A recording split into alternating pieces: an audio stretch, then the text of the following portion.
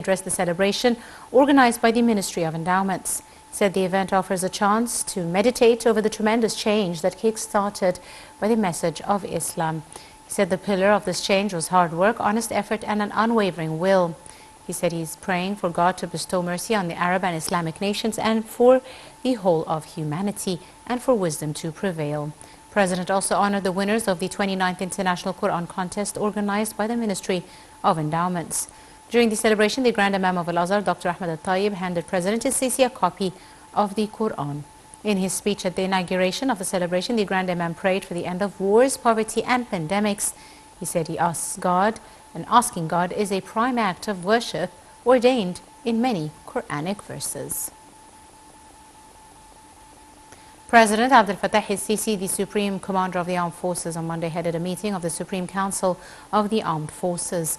Presidential spokesperson Councillor Ahmed Fahmy said the meeting tackled several issues, on top of which is the current situation in Sudan. During his speech before the Supreme Council of the Armed Forces, President al-Sisi said Egypt is following up on the developments in Sudan, stressing the country is keen not to intervene in other countries' internal affairs. Supreme Commander of the Armed Forces called for all parties in Sudan to stop fighting, adding that fighting would not serve the interests of the Sudanese people. President asserted he is making intensive contact with Sudanese parties to make sure of the safety of Egyptian forces in Sudan and secure their return. Meanwhile, fighting between the army and paramilitaries in Sudan has killed around 200 people and wounded 1,800, damaging hospitals and hampering aid after 3 days of urban warfare. A weeks-long power struggle exploded into deadly violence Saturday between the forces of two generals who seized power in a 2021 coup. Sudan's army chief, Abdel Fattah al-Burhan, and his deputy, Mohamed Daglo, who commands the paramilitary rapid support forces known as RSF. The Sudan Doctors Syndicate said Tuesday at least 144 civilians were killed and more than 1,400 wounded since Saturday. Fighting resumed early Tuesday around each side's main bases and at strategic government buildings, all of which are in residential areas.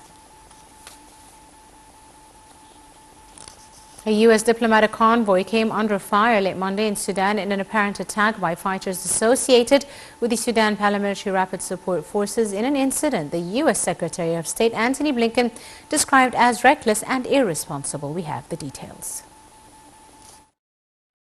Washington's top diplomat said Tuesday that a U.S. embassy convoy came under fire in Sudan and denounced indiscriminate military operations as the country's armed forces and a powerful rival unleashed heavy weapons in urban areas for a fourth day.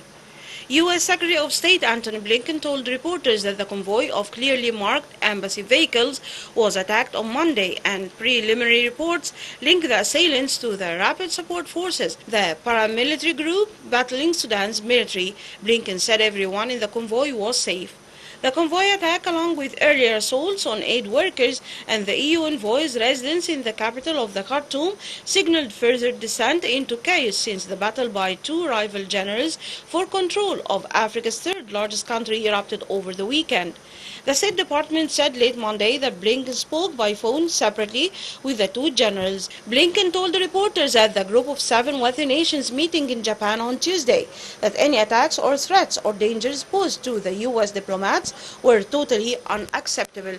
He appealed for an immediate 24-hour ceasefire as the foundation for a longer truce and a return to negotiations. The Gallo said in a series of tweets Tuesday that he had approved a 24-hour humanitarian truce after speaking to Blinken, while the Sudanese military said more troops would join the battle and it would widen the scope of its operations against the RSF. Following the goal, Daglo said in a tweet that the pair had discussed pressing issues in Sudan, adding that he was grateful for Blinken and the U.S. commitment to restoring stability in Sudan. The Arab Parliament has demanded immediate and urgent intervention to stop violations carried out by the occupation forces against Palestinian detainees in prisons and provide safety for them. Arab Parliament also renewed its call on the UN to form an international fact-finding committee to visit occupation prisons and detect breaches against detainees arrested by the occupation.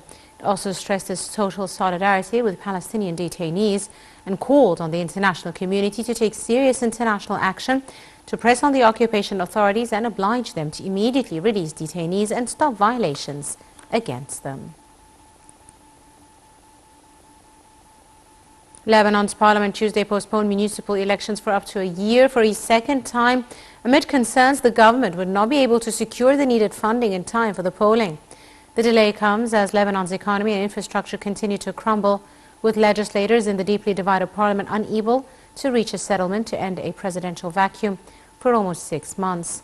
Lebanon has also been without a fully functioning government for nearly a year, as Prime Minister Najib Mikati is heading a caretaker cabinet with limited functions. The country has also been in a severe economic crisis since late 2019, with 3/4 of the population now living in poverty. Lebanon's municipality elections were originally slated for May 2022, but were postponed for a year because they coincided with parliamentary elections, which brought in a dozen reformist lawmakers running on anti-establishment platforms. Russian President Vladimir Putin has met his commanders in 2 regions of Ukraine that Moscow claims to have annexed, whilst Russian forces stepped up heavy artillery bombardments and airstrikes on the devastated eastern Ukrainian city of Bakhmut. We have the details. The Kremlin said on Tuesday that Russian President Vladimir Putin has visited military headquarters in Ukraine's